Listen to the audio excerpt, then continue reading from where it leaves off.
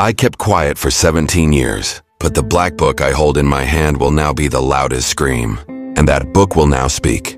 My name is David Carter. I am 57 years old. I am a certified accountant, and I've been doing this job for 30 years. For the past 17 years, I've been a silent shadow within this large holding company. I'm married. It's been a 32-year marriage. I have a daughter named Sophie Carter. She has been my quietest partner in this battle. I have 3 months left until retirement, but for me, the real fight here has only just begun. It started 3 months ago. It was a silent yet very calculated cleansing. No one made an official statement. Only chairs in offices began to empty, and name tags were removed one by one. Old employees, especially those who had given years to this company, were targeted. Just like me, the men I used to stand in line for coffee with in the mornings, who went out for a cigarette during lunch breaks, who showed me pictures of their children. They were all dismissed one by one, silently without question. And then it was my turn. David, the system is changing now. We're digitalizing. The new era calls for new faces, they said. I smiled. I remained so calm that they became uncomfortable because they didn't know. I also had a system, but not a temporary one like theirs. Mine was a system that had been working for 17 years, recording everything, refusing to forget. My black notebook. I was inside this company during its brightest period. I witnessed CEOs changing chairs and CFOs selling each other out. I personally watched lies being told to investors, files being dumped on employees, and records being tampered with. Did I do nothing? I did. I took notes. I wrote down dates. And in every line there was a name.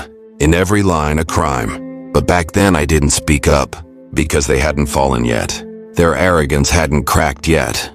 And I knew the day would come when that notebook would be opened, and they would find themselves in every line. Is it betrayal? What they did wasn't just firing people. They stole my labor for years. I kept their accounts and they thought they bought my silence. They ignored me. They made decisions in meeting rooms without mentioning my name. But I was always there, sitting silently in a corner chair. But my eyes were on them. My ears recorded every word. They thought I was gone, but I had transformed. I was no longer just an accountant, but a shadow archive. I was a memory that absorbed every dark secret in this building. My revenge isn't a quick burst of anger. Mine is a knife sharpened with patience, honed by time. And this knife is carried silently. It approaches unnoticed. Then a single move is enough. There were those who stabbed me in the back, but their biggest mistake was not understanding how deep I ran. They thought I was an accountant. I am the writer who writes their end. Now, the time has come. The black notebook is opening, and I am still silent, because the only thing that needs to speak are the truths within that notebook. When I first opened this notebook, it contained nothing but blank lines. There was potential for it to become a plan, but making plans is not the work of an ordinary Avenger. It requires patience, and I grew up with patience. The longer a man's silence, the deeper his plan. My plan wasn't for a day, a week, or a year. It was a years-long construction. From the outside, I was still the old accountant, but inside I was weaving every detail like the links of a chain. Was I alone? No. My greatest strength was someone who didn't look like me, my daughter Sophie. When I brought her into the company, her position was listed as assistant. No one even noticed. A young girl, beautiful, calm, polite, bring tea, remind people of meeting times, organize documents. No one paid attention to her. That's exactly why we won. I trained Sophie. I taught her to read people, to distinguish between what comes out of their mouths and what passes through their eyes. Because in this game, the greatest weapon isn't knowledge, it's obtaining knowledge without anyone noticing. She entered those meeting rooms, carried the documents, but what she carried wasn't just paper. Those documents weren't there to be read, but to be copied. She opened her ears not to hear the sounds in the room, but to record them. For a year, Sophie just listened. For a year, she didn't miss a single note. Every name, every number, every date, every email she received became a new page in our notebook. Meanwhile, I continued to lay the groundwork in the background. Which manager spoke with whom? Which funds were transferred where? Which night did whom enter whose room?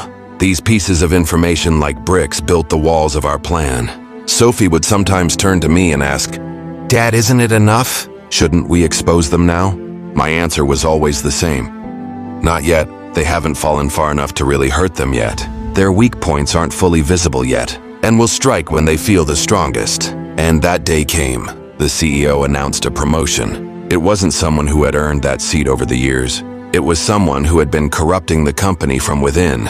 Because the corrupt relationships inside the company were even buying promotions. That was the day we pressed the button. Sophie and I connected to the company server at midnight. We gathered the backed up files. The trail of secret payments was traced. Millions of dollars transferred to fake companies began to be documented. And every piece of data, every piece of information, was placed in an encrypted folder, a folder that only we had. And the password for that folder was only known to us. That morning, the company's internal system crashed. But we knew the collapse had only just begun. The real earthquake would occur a few days later at the board meeting. We just made our preparations. I asked Sophie one last time, "Are you ready?" She looked me in the eye, and she only said this. "They ignored me for years, Dad. Now they have to see me." The day had come. That meeting was the scene we had been dreaming of for years. And now we had not only the documents but also the timing. Because the best revenge is the one taken at the right moment. That morning, Sophie entered the boardroom on the 28th floor of the company. As usual, she had her coffee ready, her notebook in her hand, that familiar silence in her eyes. No one suspected a thing, because people are programmed to see what they're accustomed to. But that day, the little assistant they were used to was no longer the same person. Sophie stood in the middle of the room, and she pulled out that file from her bag. That file, it contained the company's true face. "I will set the agenda today," she said. The tone in her voice was filled with an authority they were unaccustomed to. Silence fell over the room. The managers looked at each other first, then at Sophie. But Sophie was not afraid, because their armor had been shattered. Underneath that armor, there was only panic, guilt, and shame. She placed the USB drive on the table. She opened a single file. Internal corruption, unofficial ledger. They watched. The documents one by one. Who paid what to whom? Which fake invoices under which project? Who traded which contract for how many bottles of wine on which night? Faces paled, chairs creaked, but no one could deny it. Because everything was signed, everything was recorded. And then came the heaviest blow. Sophie left the sentence hanging in the middle. "For 17 years you silenced my father, but you never paid attention to me." At that moment, everything collapsed. They didn't just fire the man I had dedicated my years to. They dug their own graves. And it wasn't me who carved their names on that gravestone. It was my daughter. And me? I was waiting outside the door, just as I had for the past 17 years, silently. But this time, my silence was called justice. What happened that day? 3 executives resigned. 2 were placed under investigation. The company's stock dropped 14% that week. And most importantly, everyone was talking about that ledger. Not me. It silenced them. And if you've followed along this far, I leave you with a question. When do you think the most powerful revenge should be taken? Leave a comment. Because this story isn't just David's story. It could be the story of anyone who's been ignored. If you like these kinds of quiet but devastating revenge stories, subscribe.